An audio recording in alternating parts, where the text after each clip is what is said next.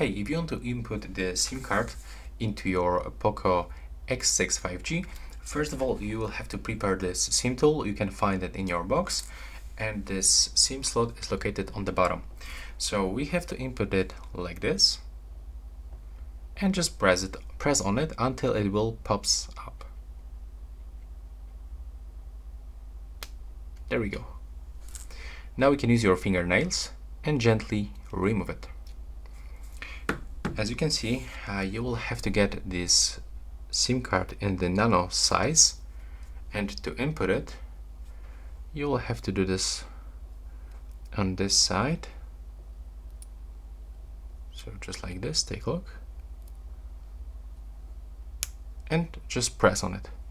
You will feel this click, and when you look at this side, it's completely flat.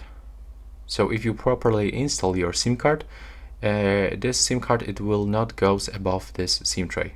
So it will look like this. Now to put it on the phone back, just put it like this.